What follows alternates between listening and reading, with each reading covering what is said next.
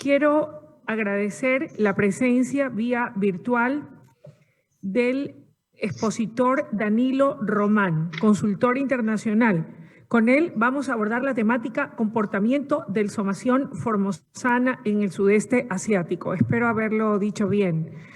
Gracias también a quienes están conectados de forma virtual y por supuesto a ustedes que nos acompañan presencialmente. Danilo, adelante, bienvenido. Muchísimas gracias, es un placer estar aquí. Buenas tardes con todos. Muchas gracias a Eve por la invitación a contribuir con este magno evento y a este crítico proceso de concientización y aprendizaje contra la amenaza de la marchitez por el Fusarium raza 4 tropical.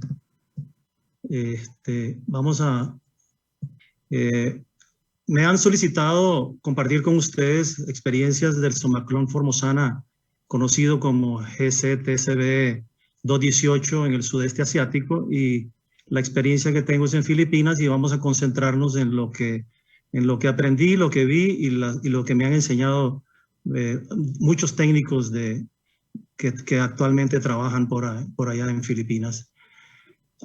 Para hablar del 208, perdón, primero tenemos que hablar de algunos antecedentes. El Fusarium raza 4 se confirma oficialmente en el año 2005 en Filipinas. Se disemina en todo el territorio nacional y en particular en Mindanao, la isla donde se produce prácticamente el 100% del banano de exportación del país y que tiene un área de casi 100.000 kilómetros cuadrados, que es casi el doble de Costa Rica, para que tengan una referencia del área. Afecta con mayor severidad las plantaciones de lowland, que son las fincas que están cerca al nivel del mar, y se reporta en menor escala y con menor impacto en las fincas de altura, de highland, que son fincas que están sembradas a 500 y de 800 a 1200 metros sobre el nivel del mar. Y el impacto es mucho mayor en los pequeños productores, en su mayoría por razones obvias, que no son tecnificados y con muy bajas productividades.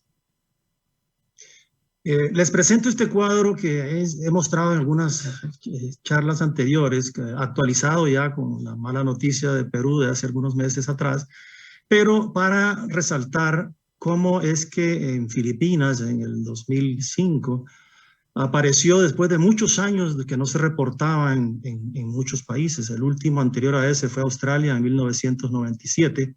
Entonces pasaron muchos años hasta que se reportó en Filipinas, y también luego de eso pasaron muchos años desde que se reportó el siguiente país, con los casos de raza 4 confirmados en el país, que fue Omán. Pero del 2012 en adelante hay una escalada geométrica de países que vienen uno detrás del otro reportando de que el patógeno ya está presente en sus áreas bananeras. Y esto hay que ponerle atención porque esta carrera no se va a detener. Se estima que a la fecha hay una afectación de moderada a severa de no menos de 20.000 hectáreas, área que ha sido o abandonada totalmente y convertida a otros cultivos, o resembrada con el clon 218 o aún con Cavendish tradicionales, o reemplazada con expansiones en áreas donde la enfermedad aún no se hace presente. Esto conlleva la aplicación descoordinada e individualizada, y subrayo estas dos palabras, de protocolos de contención, prevención y ajustes en prácticas y procesos agrícolas. No es hasta a partir del 2007 que las empresas Sumifruit y Dole aceleran el proceso de la selección y el mejoramiento en el campo de la 218 y otros clones, buscando líneas que obviamente les dieran una mayor tolerancia al patógeno, pero que también les diera una productividad similar y una conformación de racimo y calidad del mismo que permitiera exportar toda la fruta y competir contra el Cavendish tradicional. Luego viene un evento que marcó la historia de la proliferación del patógeno. El tifón Pablo en el 2013, que hubieron inundaciones extensas, obligan a los actores más importantes de la industria a acelerar este proceso de conversión y sustitución de las áreas infestadas por el patógeno. Obviamente, buscando la sostenibilidad del negocio, la industria se ajusta a la administración de esos impactos e incluye el control de la enfermedad como una práctica agrícola adicional, y esto lo voy a mencionar varias veces aquí. Este es un cuadro que ha sido difícil de construir por la falta de cifras oficiales o consenso de cifras oficiales de los volúmenes exportados en Filipinas, pero donde señalo tres eventos abajo: la aparición o confirmación, porque sabemos de que si se confirmó en el 2005 era porque posiblemente ya estaba antes presente en el país, y el gráfico es de las millones de cajas convertidas a cajas de 18 kilos, que es la que conocemos en el área de Latinoamérica. En Filipinas todo se exporta, o el 80-90% de la exportación es con cajas de 13 kilos. La aparición aproximada del clon 218 y luego el tifón Pablo en el 2012. Como pueden ver, hubo una expansión fuerte del 2005 al 2011 en áreas nuevas y no necesariamente el fusarium afectó severamente las exportaciones del país. Y se frenan esas exportaciones a partir del tifón, donde hubo una caída considerable del 2011 al 2012-13, y este número ahora ha andado con un zigzag entre 100 y 140 millones de cajas. Y los últimos 3 años ha ido en decadencia. Uno de los factores que se menciona es, además de los fenómenos del niño y la niña, el patógeno. Esta cronología de eventos la presento en rojo y en negro solo para hacer un poco de concientización en cuanto a los factores que desde que apareció el patógeno se confirmó hasta el día de hoy, y en rojo he puesto aquellos factores que creo yo que debemos de ponerle atención en nuestros países y ojalá no repetir. Se introduce el patógeno, ya hablamos de en qué año, luego viene una etapa donde hay falsas identificaciones, hay una negación de que no lo tengo, casos ocultados, se identifica tardíamente, y luego viene una expansión bananera como la vimos en las exportaciones con los clones tradicionales. Aún no ha hecho su aparición el 218. Viene un abandono y sustitución de fincas afectadas, la proliferación masiva del patógeno, incluyendo por el impacto del huracán. El impacto severo a pequeños productores, que no hemos mencionado mucho el día de hoy, pero que quiero resaltar, que son al final los más afectados. La introducción de los clones tolerantes no solo es el 218, ahora vamos a verlo más adelante, el laboratorio que produce el 218 original produjo muchísimos clones adicionales, incluyendo un 219 que era totalmente resistente, pero no era comercial. Luego hay una cantidad de programas agresivos y descoordinados, y señalo en rojo descoordinados, de selección y mejoramiento de este clon. El huracán Pablo, ya hablé de ello, una proliferación de laboratorios, lo mencionaré más adelante, que produciendo 218, y viene una sustitución y expansión de áreas nuevas que aún están sin la enfermedad, que existen. Afortunadamente en Filipinas todavía la frontera bananera no se ha terminado, como en algunos países de nuestros aquí en Latinoamérica, donde ya no hay más áreas para sustituir ni expandir. Viene las expansiones con los clones tradicionales y con el 218, y luego, como les decía anteriormente, una administración agrícola del patógeno. Sí hay que resaltar tecnologías nuevas que en aquellos años no se mencionaban, y termina siendo una enfermedad más en las fincas. Bueno, hablemos un poco sobre el 218. El GCTV, Giant Cavendish Tissue Culture Variety 218, es de una variante somaclonal del clon Giant Cavendish Pei Xiao, que descubrió un productor en Taiwán, al que el laboratorio, el TBRI, les había suministrado material de siembra seleccionado y que manifestaba una menor susceptibilidad o una mayor resistencia al Fusarium raza 4. Tolerancia que fue luego comprobada en los laboratorios del Banana Research Institute de Taiwán.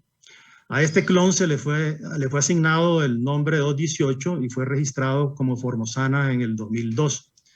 Los resultados de campo iniciales en pruebas semicomerciales resultaron en una incidencia de la enfermedad del 4% contra un 25 al 29% para el Pei Xiao. Desde sus inicios fue un clon muy prometedor.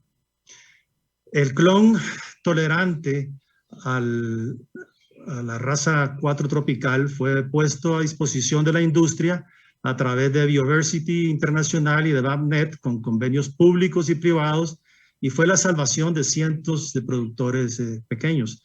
Y las grandes empresas productoras y exportadoras adquieren este material vegetativo de Taiwán y se enfrascan en una carrera para seleccionar y reproducir su propio material, asignándole nombres propios.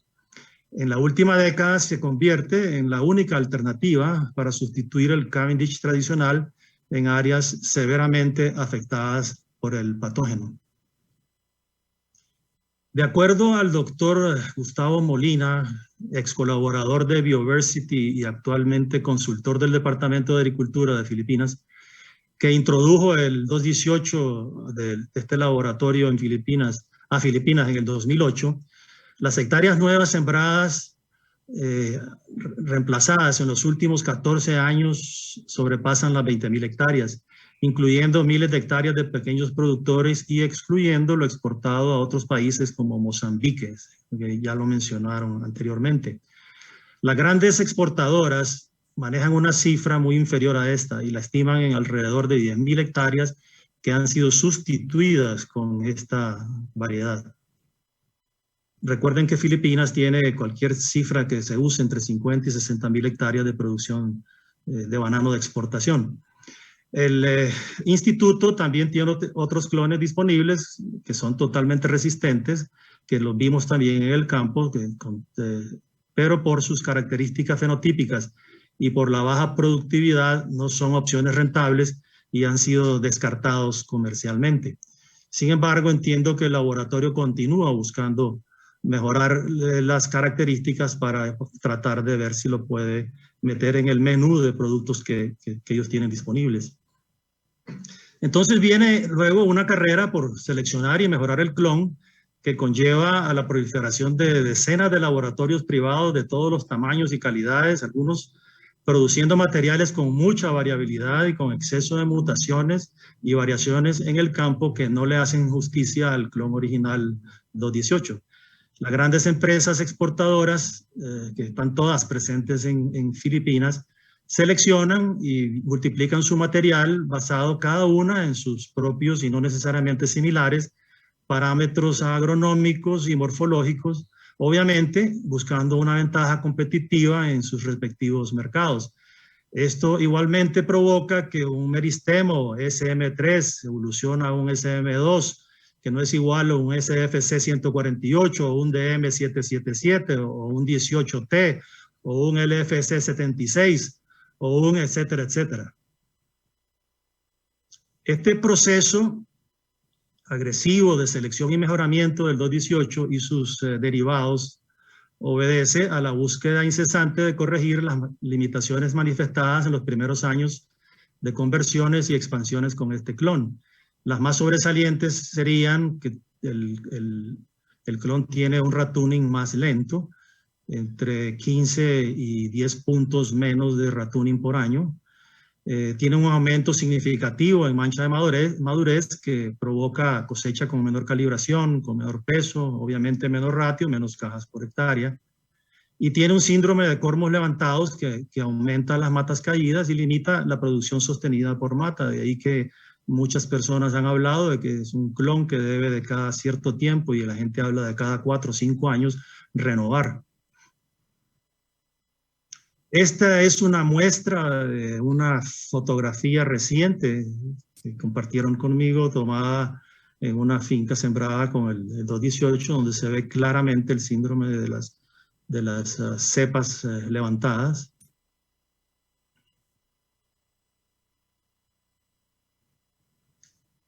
Y algunos mercados reportan quejas por la formación redondeada de la punta de sus dedos. China, por ejemplo, que se ha vuelto un mercado muy significativo para Filipinas, considera que la formación de los dedos de este clon es similar a la fruta que ellos producen en su país. Y con esto castigan el sobreprecio que se reconoce por el banano tradicional importado de Filipinas y otros países de Asia y América. Estas son muestras donde se puede ver que claramente la redondez de la punta, que en algunos casos se reduce, pero siempre está presente. Y voy a dejarlo unos segundos para que la puedan ver. Y en la siguiente fotografía podemos ver también fruta con excelente comportamiento, con menos redondeo en las puntas, en una finca altamente tecnificada, también sembrada con el 218. Lo voy a dejar unos instantes ahí para que ustedes puedan apreciar. Me imagino que algunos bananeros ya deben de estar contando el número de dedos de esa mano y viendo, midiéndole la longitud. Y el ratooning que se mira abajo, que es bastante bueno, es aceptable para los estándares. Vámonos a resultados, que creo que son de las cosas que están muchos de la audiencia esperando. Como ustedes podrán entender, obtener datos precisos de distintas empresas no es fácil, pero el consenso entre los técnicos y lo que pude yo observar en mis años allá en Filipinas es que la productividad comparada con el Cavendish tradicional, Enano, Williams, Gall y otros, inicialmente fue no menos de un 5%, y es un número que se ha mencionado mucho, pero en fincas de excelente manejo, y hay cifras hasta superiores al 20% y abandono total en algunas fincas que no fueron tecnificadas y de pequeños productores que no hicieron ajustes a sus paquetes agrícolas. Hoy por hoy, sin embargo, hay productores que afirman que al alcanzar productividades similares al Cavendish tradicional, y esto es producto del proceso de mejoramiento continuo del clon, del aprendizaje sobre las condiciones ideales para el mismo, así como la implementación de programas agresivos de mejora de salud radicular y mejorar la rizósfera, que ya fue mencionado en la charla anterior por el doctor Pocasangre. Pero este clon de 218 necesita, yo llamo, ayuda. Es necesario un proceso de adaptación y adecuación a los variados medios y condiciones existentes en los países productores. Suelos descompactados con buena aireación, necesita excelente salud radicular, una adecuada red de drenajes, no tener estrés hídrico por excesos de lluvia o por falta de irrigación, y requiere de un ajuste en programas de fertilización que incluyen la aplicación foliar de calcio para reducir la mancha de madurez. La inoculación preventiva de los suelos con tricoderma y otros compuestos de microorganismos para establecer una población defensiva ha demostrado ser también de una valiosa ayuda para reducir la recurrencia de la enfermedad, y es fundamental. Estos dos slides son cortesía de Innovac Global, donde se ve claramente en el laboratorio cómo la integración de un buen programa de biocontrol hace un confrontamiento entre el tricoderma, que ya ha sido hartamente discutido anterior por las personas que me precedieron, contra el Fusarium raza 4. Y aquí también el mismo fenómeno ocurre con el control biológico de consorcios bacterianos como de Bacillus, Subtilis, Megatherium y Mycoides. Productos que están comercialmente disponibles y que se están usando ya prácticamente a nivel comercial en Filipinas. Ahora, el 218 original y del de Taiwán y toda su descendencia, que le llamo yo a todos esos nombres que todas las compañías le pusieron, siguen siendo las únicas opciones inmediatas para sustituir áreas severamente afectadas y para darle sostenibilidad al proceso productivo. Quiero enfatizar, es para continuar la producción en las unidades de producción. Entre las oportunidades inmediatas que tuve la oportunidad de evaluar en el campo, el clon GAL C4 de Rahan fue reportado también como resistente al patógeno en pruebas semicomerciales en Filipinas. Es una de las opciones más prometedoras, pero ya el doctor Kayak ya habló sobre él y yo no voy a extenderme mucho, pero les quería confirmar también que en el campo lo pudimos ver. Y no voy a hablar en detalle sobre esto, que ya el doctor lo discutió y se los presentó a ustedes, pero esa es la única opción comercial o semicomercial disponible, además del 2018. Otras opciones aún no están disponibles en Filipinas. Estas son fotografías sobre algunos racimos presentes en esa finca que mencionó, que yo visité personalmente allá, del racimos de GAL, de una variedad que tuve la oportunidad de ver comercialmente sembrada en miles de hectáreas en Filipinas. Y estas son las mismas otras fotografías de la misma plantación que me permitió Rahan usar en una presentación anterior y creí conveniente compartirlas con ustedes también. Ahora, ¿qué opciones tenemos? Quisiera hablar sobre algunas recomendaciones y consideraciones. Obviamente, para efectos de contención y replicarla muy exitosa, recalcando y erradicación extensiva, que hicieron ejemplos en La Guajira y en Piura, lo ideal es eso, pero no para sostener la producción y la productividad del área afectada. Necesitamos tener una alternativa.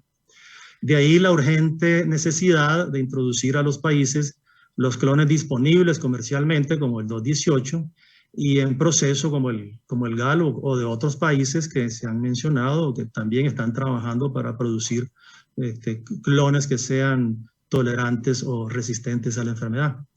Ahora, lo hemos discutido ya anteriormente, este proceso de adaptación, selección y mejoramiento es lento y va a tomar algunos años. Ya llevamos 2 años desde que se confirmó en Colombia la presencia y tenemos que preguntarnos si vamos caminando con la velocidad adecuada, no solamente en Colombia, que ya está presente, o en Ecuador, del que hemos hablado mucho, sino que también en todos los demás países latinoamericanos.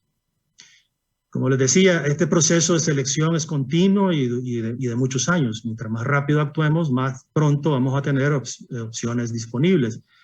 La introducción tiene que ser, por razones muy obvias, por estrictos canales oficiales, a todos, subrayo, los países productores, y esto debe ser prioritario y urgente. Recomendamos recurrir directamente al Taiwan Banana Research Institute para las asesorías, convenios y proveer material 218 para la introducción y estudio bajo condiciones locales en todos los países productores. También consultar con Rahan, que ya les actualizó el doctor Kayak sobre cuáles son sus planes y estrategias de introducción del GAL resistente a los demás países. Y quiero recalcar, no le demos condiciones óptimas de desarrollo del patógeno. Los programas de mejoramiento de salud y protección radicular y de los suelos deben ser prioritarios. El impacto del marchitamiento por Fusarium raza 4 tropical en el cultivo de banano en Filipinas fue y sigue siendo severo y muy costoso. Sin embargo, el clon 218 es una buena alternativa para el reemplazo y sustitución inmediata de las áreas afectadas. La experiencia filipina nos debe de orientar en América, desde Texas hasta la Patagonia, para aprender no tanto de replicar los aciertos y aprendizaje como evitar los errores que se cometieron. El cómo enfrentamos esta grave amenaza debe ser con un esfuerzo acelerado, coordinado, sin egoísmos ni fronteras y con un enfoque de cómo darle sostenibilidad al negocio, tanto de pequeños como de grandes productores, y no solo del banano de exportación, sino también de las otras variedades locales que son el sustento y la vida de miles y miles de familias en toda la América tropical. Somos tan buenos como opciones tenemos. El 218 es una opción que tenemos. Muchísimas gracias y estoy a la orden para cualquier consulta o cualquier pregunta. Hola, muy buenas tardes. De ninguna manera soy fitopatólogo, pero por mi profesión estoy en contacto estrecho con el negocio del banano y tengo las siguientes observaciones. La primera, recordemos que la transmisión del fusario no es sexual, es asexual. O sea que dependemos de esporas y estas tienen dos cualidades muy especiales y es que son saprófitas y biótrofas también. O sea, que pueden permanecer tanto en organismos vivos como en organismos completamente muertos. ¿Qué tiene que ver esto con lo que yo pienso que debemos actuar urgentemente? Y es que tenemos que cuidar las fronteras externas y aunque sea redundante, las fronteras internas, o sea, las con el Perú y las entre las provincias. ¿Por qué? Porque si las esporas tienen la facilidad de estar aún en organismos muertos, Juan José Pons, no sé si está aquí, en todo caso él mencionó que a él le gustaba todos estos platos hechos a base de plátano y banano, pues todos nosotros vemos a vista y paciencia que eso se vende por todo lado y tanto el plátano como el banano en verde transita por todo el país. Y el primer expositor mencionó que había más de 1000 fuentes de ingreso a Ecuador por el Perú. No se equivocó, yo trabajé varios años en el Perú y son innumerables las fuentes de acceso. Y no hay un control, no es solo el puente de Huaquillas, sí, no hay un control para el tránsito. Entonces, a dónde quiero llegar es el control que debemos tener porque después no nos va a quedar ni siquiera lágrimas para llorar porque ya es demasiado tarde. Probablemente ya lo tenemos, porque estos organismos tienen una capacidad que están en latencia hasta que el rato menos pensado por alguna circunstancia explotan. Vamos a esperar que suceda eso y ya será demasiado tarde. Son millones de familias que dependemos de este negocio. Gracias. Buenas tardes, don Danilo. Fabricio Mora, de Salvador. Buenas tardes, Fabricio. Qué gusto. Muy bien. Saludos a la distancia. Se habló de la experiencia que existe en Filipinas. ¿Cómo usted vería en el caso que nos toque acá en Ecuador, bajo las diferentes condiciones, obviamente también aplicando todo lo que es sistema de bioseguridad en las partes fronterizas y todo lo que ya sabemos lo que tenemos claro y tenemos que hacer? ¿Cómo usted lo ve, don Danilo, aplicarlo acá bajo las condiciones que estamos actualmente? Bueno, Fabricio, muchas gracias por la pregunta. El patógeno es muy probable que ya esté presente en el país, pero que no se haya manifestado todavía. Y esto puede ser bueno, puede ser una reacción a que se han tomado las medidas para no permitir que él todavía se manifieste.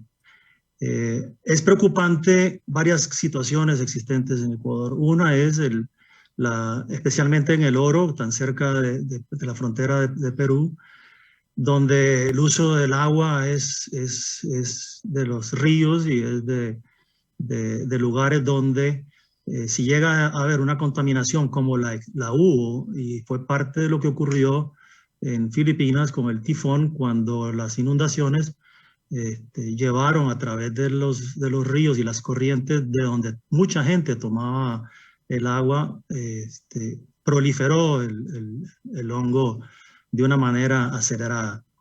Es un factor que hay que tenerle muchísimo cuidado y ponerle atención. Sé que no es fácil. Existen tratamientos de aguas, algunos demostrados y probados en Filipinas que logran controlar el patógeno, pero son muy de una inversión muy alta. Había que hacer esfuerzos conjuntos entre grandes áreas para poder limpiar esa agua y evitar de que esa agua llegue a las fincas contaminadas.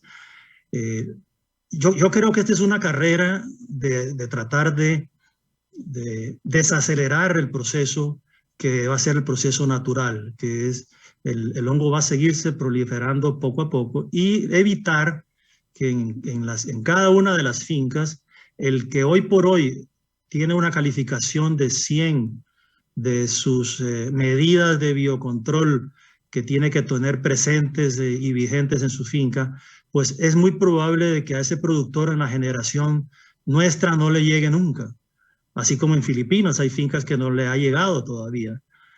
Pero en aquellas fincas que no se tecnifiquen, que no tengan los protocolos adecuados, que no tomen las medidas agrícolas y agronómicas, a esas fincas les va a llegar, y no solamente les va a llegar, la explosión va a ser muy rápida y muy extensa. Entonces, de más preocupación creo yo que sería, porque el hongo se va a proliferar y para que cubra todo el territorio nacional pasarán algunos años, pero que va a llegar a todas las regiones, va a llegar a todas las regiones. Pero una de las regiones que a mí en lo personal, que estuve por allá algunos años con ustedes y logré vivir, es la condición en la que hay los productores pequeños de plátano, los productores pequeños de oritos y los productores pequeños de algunas provincias como el Oro, donde la falta de medidas preventivas y la logística de la entrada y sacada de los productos y el cruce de una finca a otra, con las botas o sin las botas, va a hacer que estas zonas sean afectadas muy severamente. Así que yo creo que es una carrera que debemos de tomar todos juntos, pero cada quien también tiene que pensar si quiere mejorar su propio récord y en esta carrera no es de llegar primero, sino que tratar de llegar de último.